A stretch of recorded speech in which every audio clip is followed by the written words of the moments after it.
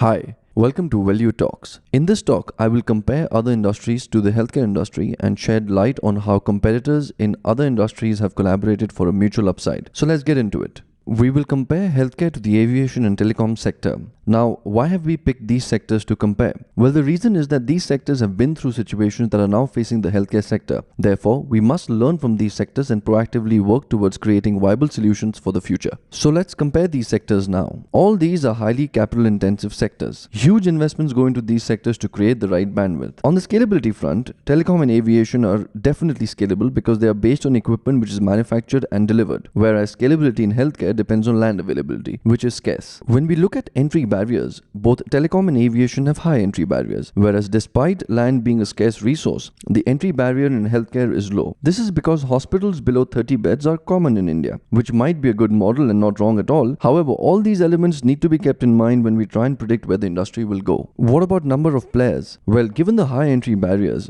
aviation and telecom have limited number of players, whereas in healthcare, we don't even know the total number of players in the country. This is important because in industries with few players, big players are able to make their own ecosystems and compete with each other on the ecosystems created. Whereas in Indian healthcare, this is not the case. Players are plenty at each segment of affordability, and therefore a patient will walk into the nearest player for all their treatment purposes. What about price sensitivity? Well, all three industries are price sensitive. Look at where telecom went. What were the prices in the 90s and what are they now? Even aviation had a flood of low-cost carriers springing about who changed the game for big players. So both the industries made a lot of effort in various ways to capture the bottom of the pyramid, even though they had a choice to not do it. But in healthcare, the larger issue is that universal access of healthcare is important for the society, and therefore increasing prices is not the easiest thing for hospitals in India to do.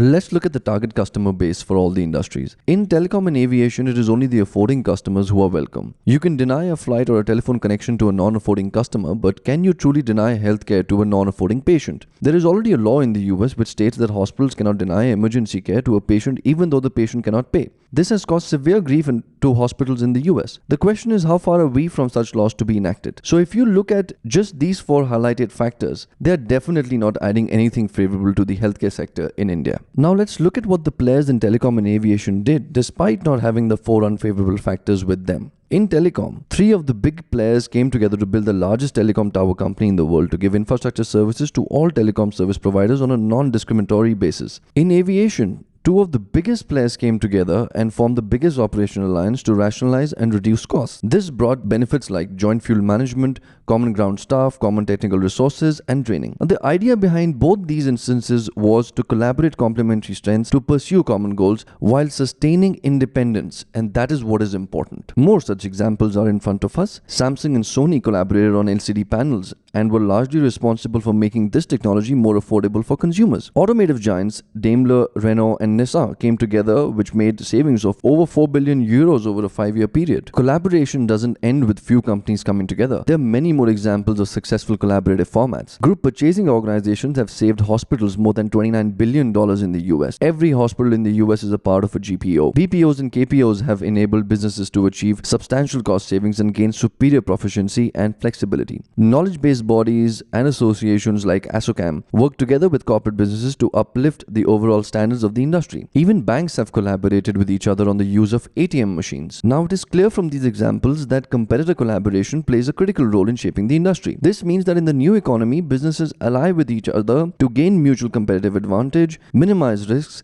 and maximize market leverage. So is competitor collaboration really relevant in the context of Indian healthcare? Well, competitor collaboration is not only relevant, but also extremely important. Hospitals in India have to balance the growth challenge, that is growing the top line and the bottom line, with the affordability challenge, that is rising patient expectations coupled with rising costs. And this is where competitor collaboration can play a big role. While hospitals can individually deepen their focus on clinical excellence and patient experience to multiply and sustain their competitive advantage, there is a need to ally and combine strengths in areas of operational excellence and effective sourcing. And this is where an alliance comes into place for reducing costs and maximizing efficiency. An alliance in its true sense is a union for scale. It gives you power beyond individual means so that every hospital in the alliance can speed into the future, faster than the speed at which a hospital outside the alliance would. In the next talk in this series, we will go deeper into the challenges faced by the hospitals, which will further provide compelling reasons for competitor collaboration in the context of Indian healthcare. Thank you for listening and see you next time.